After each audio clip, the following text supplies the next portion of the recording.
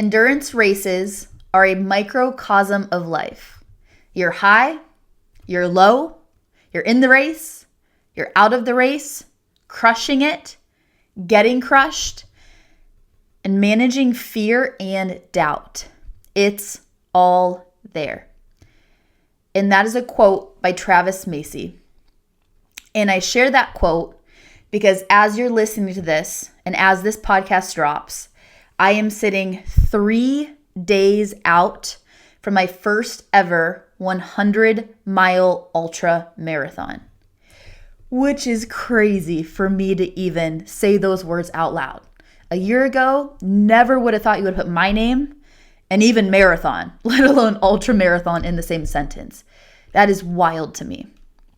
And in this podcast, I'm going to share my pre-race thoughts, where I'm at mentally, emotionally, but also what I've learned throughout this process. And those that sign up for our Expand Your Limits events or clients that we have, I always tell them, and this is why we run events, is it's not about just the event. It's not about hitting a certain time, hitting a certain PR, hitting a certain weight. It's how you grow in the process of pursuing that goal. Like, you will change mentally, physically, emotionally, a lot of times for the better in pursuit of a goal. And I want to take some time to reflect back on this because I am a different woman standing here today. It's December 18th when I'm recording this, than I was May 7th, which was my first ever thought process about doing this. And on May 7th, 2024, my friend that lives out in Phoenix posted a picture of her training for a race. I saw her running all the time. So I DM'd her on Instagram. I said, hey, what are you training for? And she sent me a link back and I clicked it. And what pulled up was across the years, 100-mile race. And when I saw that, my jaw dropped to the ground. I was like, how? That's wild to me. And that was May 7th. Fast forward, May 22nd, 2024, I messaged her on Instagram and said I was in. I said, let's do this. You're going to do it. I'm putting myself in the fire. Let's do it together. But it wasn't until July 23rd, 2024 that I was fully committed. And on July 23rd, 2024, I completed my first ever workout of this entire Road to 100 prep. And prior to that, I averaged running 0 miles per week. If I got lucky and if I wanted to go crazy that week, it might have been 2 to 3 minutes maximum of sprint work. But I averaged running 0 miles. That was not in my forte. That wasn't my background. And my longest race ever prior was a half marathon, which is 13.1 miles, 5 years earlier in 2019. I did a half marathon on Mission 48, but the real race was 2019. So there was zero reason to believe, absolutely zero reason to believe, that I could go from 13.1 miles to training to complete a 100-mile ultra. But now I'm standing here, 3 days out by the time this episode drops, from towing the line to start my ever 100-mile ultra in Phoenix, Arizona. The bags are packed. The preparation, the work has been complete. And now my next and final step is to put that work to the test. And in full transparency, I have absolutely no clue what I'm going to experience on December 29th to the 30th. With this race, it's 100 miles, and the goal is to get done as fast as you can. But with that comes a race plan. There's some strategy, but you're really not sleeping. Your goal is to, yes, take small breaks to fuel yourself and change shoes, but you're not resting a lot in that. And we have 72 hours fully to complete it. That's the time cap. But my goal within myself is 30 hours. My goal is to get 100 miles in 30 hours, sub 30 hours.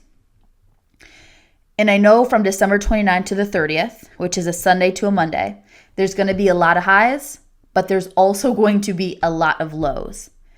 And I know my body will hurt at times. I know I'm going to need to meet myself mentally at a place that I've never been before. But I also do have full belief that I'm going to finish it. It might not be in the time that I want. It might not be as pretty as I want, or it might. I'll never put specific limiting beliefs on myself. But I have a full belief and commitment that I'm going to finish it. Even if I'm walking, crawling, like I will finish this through hell or high water. Yes, I'm going to take care of myself. I'm not going to be dumb, and push past injury or something that could really hurt me, but my commitment is there. And what I want to do is sum up my pre-race thoughts from what I've learned on my journey in these 3 main focuses. Because like I said at the beginning of this podcast is the reason why I advocate setting big goals and not just saying one day I'm going to get to something, but actually putting it on your calendar. And side note, if you're a part of our XYL community, an athlete or client, we have something so cool coming out beginning of 2025 that is going to get you to live your life instead of just say one day I'm going to. Like, let's put this on the calendar. Let's get it there. Because so many people say one day I'll do this or one day I'll do this. And I was just listening prior to recording this podcast from a podcast of Jesse Itzler. And I just respect how much what he's built and just his mentality of life. And he said there's a difference between can and will. A lot of times people will say, well, I can do that. Like, oh yeah, I can run a marathon, or I can do this. But the difference maker is, well, will you? Yes, you might be able to. Yes, you can, quote unquote, but will you? And that's why I advocate to our community to put things on the calendar. Don't just say one day. Don't just say I'm kind of training for this thing. You press the submit button. You press the registration button, because when you press that button, you level up in that moment. Like it goes from a can to a will. And when you go from a can into a will, that's when it changes and you grow as a human in the process of this. So the first point of a learning that I gathered from my Road to 100 prep is focus on the process daily. It was only a week ago when I started my taper for the 100 miles, meaning taper is you slowly regress your mileage to peak for the event. It was my last long run of 18 miles. And only a week ago, this had been 2 weeks before the event, did it actually hit me that I was running an 100-mile race. Less than 2 weeks for my race, I was like, oh shoot, like I'm actually running this 100-mile race. And the reason why it hit me, and I was like, whoa, like it almost woke me up, is because I have been so focused on the process and literally taking it one day at a time throughout this entire journey.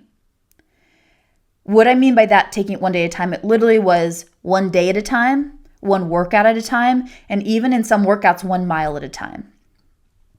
When you have such a big goal, and this can be fitness, business, relationship, life, whatever that looks like, it can be really easy to get lost in the overarching goal, or honestly even comprehend how you're going to get there. Even as I record this 3 days out, I still cannot fathom running 100 miles, fully transparent. Like I cannot even fathom what that mileage is.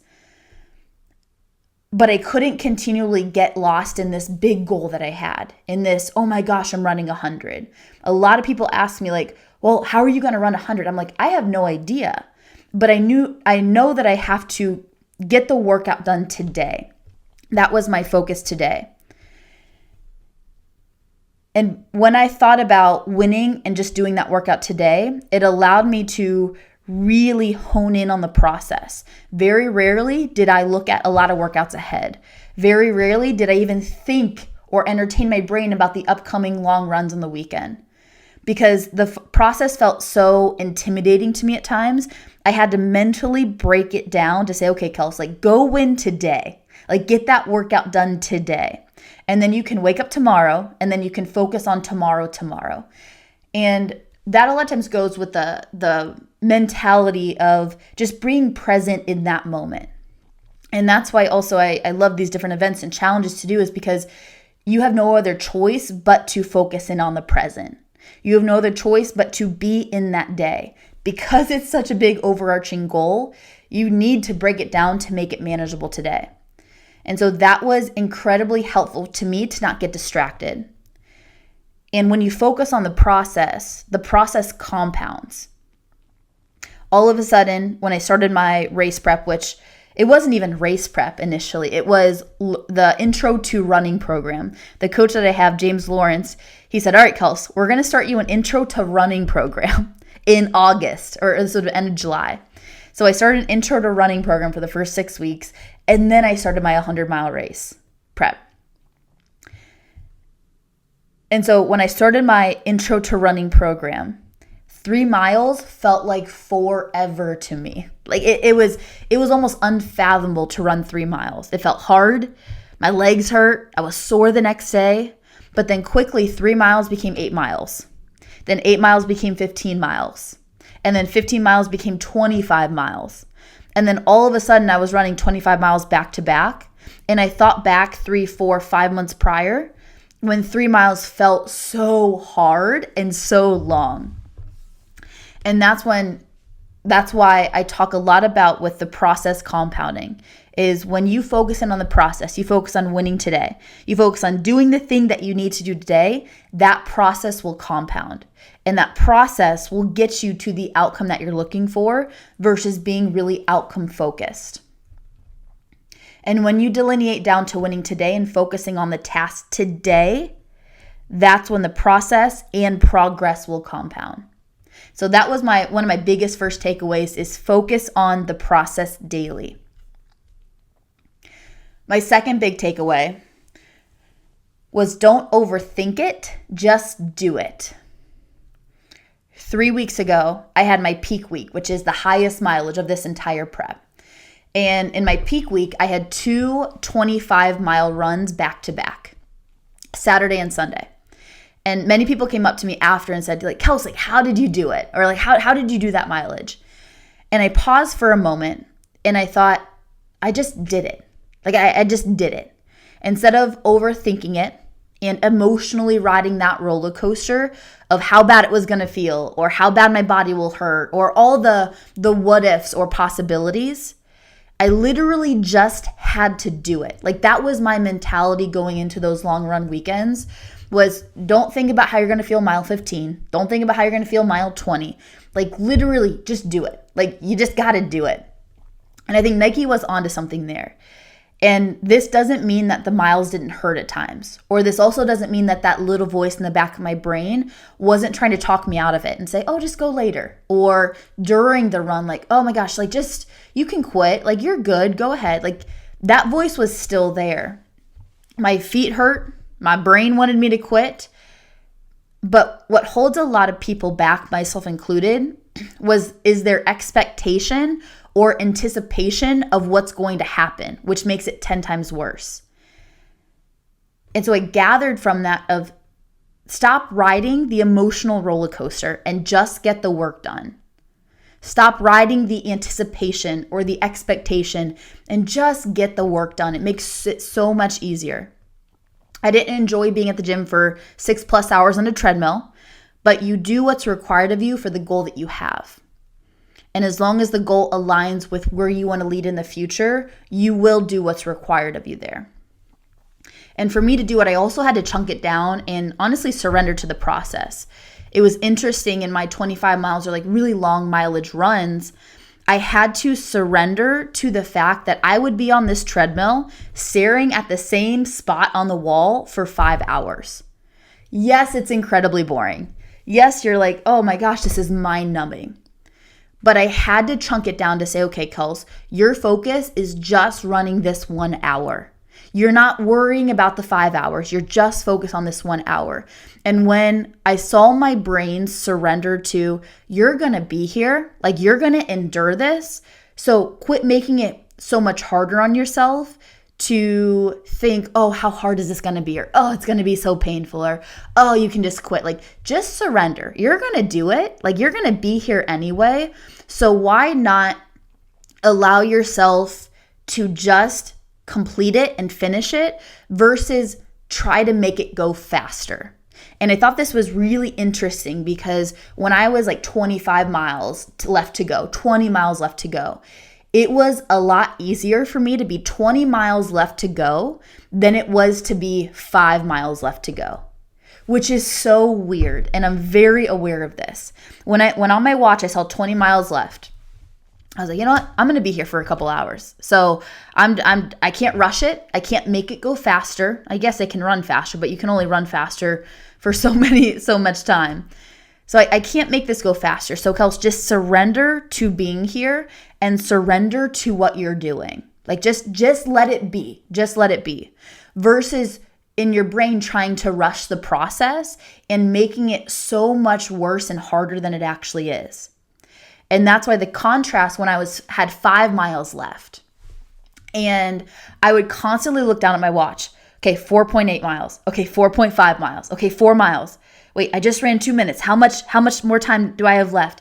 It was this constant battle of, okay, I'm so close, but I'm still so far away. And because of that, I wanted to rush it. I wanted it just to be done. And yes, I was 20 miles in that time frame, but my mindsets were completely different. Instead of me surrendering to, Kelsey, you got 5 miles, girl. Like just accept it and just keep putting one foot in front of the other. My brain was trying to rush it. And because I was trying to rush it, and because it didn't feel like it was going as fast as I wanted it to, it was so much harder, so much harder. And so this goes back to the main theme of bullet point number 2 is don't overthink it, just do it. Surrender to the process. Surrender to sometimes it's going to not be as pretty. Sometimes you're going to have to go through the fire with it. But when I had to chunk it down to say, okay, Kels, just get these 5 miles done. Okay, Kels, 5 miles are done. Just focus on these next 5 miles.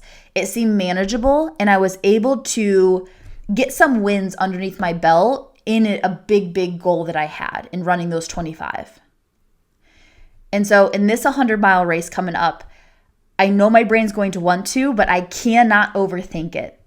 I can prepare myself. I can have a race plan. I can have a strategy. But as soon as my brain goes to, oh my gosh, how long did I have to go? And then it starts trying to do the math backwards, I know I'll have to chunk it down and just complete that. Like I need to celebrate the win of being 5 miles done. I need to celebrate the win of being 10 miles done. And I was talking with Peter Nielsen. He owns Sisu Sauna, and he's run a couple 100 miles. And I asked him any tips and advice. And he said, what many people go through in 100 miles, one, all emotions. But many people want to give up between miles 70 and 80. It's not 40 and 50, it's 70 and 80. And that brought me back to what I just shared with you of whenever I had 20 miles left to go, like I was good. Meaning it still hurt, it still didn't feel great, but I just had to surrender that I was going to be here for a long time. But when I had 5 miles left to go, when I had 6 miles left to go, that's when I was fighting my brain so hard. And so same thing. Many people don't give up mile 40 to 50. He said many people get up mile 70 to 80. And so it goes to show you how important finishing is and how important being intentional with your brain is and being intentional with where you're at. So number 1 was focus on the process daily. Number 2 is don't overthink it, just do it. If you're waking up in the morning and setting your alarm to go work out, don't overthink it. Don't question yourself. Don't think, oh my gosh, this is going to be so terrible, or, oh, I'm just going to be so tired. Just do it. Literally just do it. And last but not least is people around you matter. People around you matter. There were many times when I'd be running on the treadmill at the gym that I go to, and someone would come up to me to spark a conversation. And little did they know, those conversations got me through some of my hardest miles during this race prep. There's one specific time I remember, it was on my 25-mile run, and I was doing this on the treadmill. And I had a friend come up, and we were just talking about life. We were talking about our backgrounds. We were talking about things we've been through, mindset, business. And I remember before they came up to me, I looked at my watch and I had 10 miles left. And I was in the pain cave. My feet hurt. My brain hurt. I wanted to give up. And as he came up to me, we were talking about life. I then looked down after he left and I said, man, I have 4 more miles left. 6 miles went by and he had no idea that those were some of the 6 hardest miles that I was going to endure. And because he came up to me and just, we just talked about life and we were talking about what we've been through, it made it go so much faster and so much better. And there's also different times I had certain friends jump in and do some runs with me, or someone would just hop on a treadmill and just walk next to me. And those people in my life, they might have thought, oh, I'm just, logging a few miles with Kelsey, or hey, I'm just, hopping on the treadmill for 2 minutes just to be next to her and to encourage her. And those people have no idea how much that really meant to me and how many miles they got me through that I wanted to give up. And in some miles, I looked on the side and I'm like, Kelsey, you can't stop right now. Like, they hopped on and are running with you. Like, you finished, girl. Like, you finished throughout it. And they gave me that little sense of comfort, that little sense of encouragement just to keep going. And so throughout this entire journey, I'm incredibly grateful for everybody that's been a part of it. From everybody that's just texted or Instagram messaged or, like I said, hopped on a treadmill with me. It's through these journeys that I just get to meet some amazing people, but also people show up for you. And I do not ever want to take that for granted. And it was also cool as people, yes, matter around you, but also to see how God worked throughout this entire prep. And you might think God and your faith and fitness are two completely different things. And I'm going to push back on that, especially with my own journey, because I've seen God work in so many cool ways throughout not just this prep, but throughout the fitness and me pursuing these things. And one girl started walking with me, and she was new to Columbus, Ohio, and that's where I'm at. And I remember we got to talking, and now she comes to church with me. And once again, it was 20 miles left. I was in the pain cave, and she just came up next to me. We started talking, and now she comes to church with me, right? Two guys that never run, that mentally were not in a great place. Now they challenge themselves to run every week. And a woman that I ran with that I really didn't know really well, but decently well before, we had so many deep conversations and we talked about our faith. We talked about just so many life things. And so I shared to say, God can and will use you with what you're going through, not only to help yourself, but to help other people around you. And I'm so encouraged and grateful for the people that he placed in my life on this prep and the people that he would put on a treadmill next to me when I was in the pain cave and they had no idea. And that just encouraged me to keep going. And so be that light. And when you're in pursuit of these things, it's the people around you that truly, truly do matter, that truly matter. And that also means pursue people that are better than you. I just ran this morning with one of my friends and he's way faster than me. And I run all my sprint workouts with him because I try to keep up with his cadence. And so people around you matter, and don't forget to, one, thank them, but also understand that God will use you throughout. He will use you. He will use you. So whenever I sign up for a race or an event to this extent, I know there's going to be so much more than just the event that I'm competing at. I know it's going to build me mentally, physically, and emotionally. And I thought back to a year ago where I was at, and it was quite possibly one of the hardest seasons of my life thus far. And not many people could see this. It was a lot behind the scenes, but I was making some big decisions in my personal life that not only impacted me, but another person in the future that I thought I had. I was making some big decisions in business, and everything just felt really heavy to me a year ago. In the beginning of 24, I felt like I was sometimes just walking through molasses. Like I couldn't see through the trees. It just felt heavy. It felt tough, but I kept walking. And it's interesting to see the contrast at the end of 2024, just on how different of a person that I am. I lead a different brand. I've really grown in my faith big time this year. I'm more emotionally and mentally just self-aware. And I just feel more whole than I've been in a long time. And that doesn't mean that right now everything is easy or just rainbows and sunshine. But I attribute a lot of that growth also to me pursuing this 100-mile prep and me learning a lot about myself through this journey.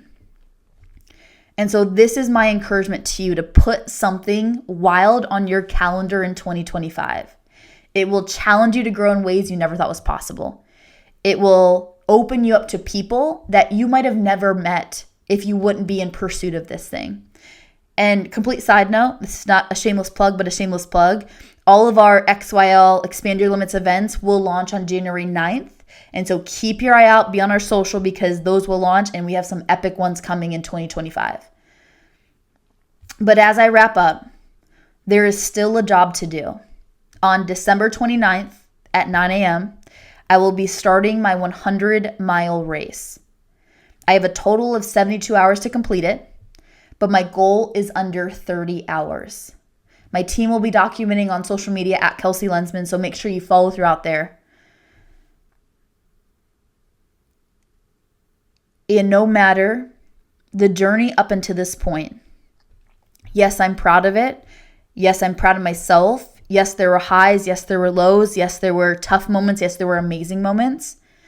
But there's still one job left to do, and that is run 100 miles. So 100 miles, let's rock it.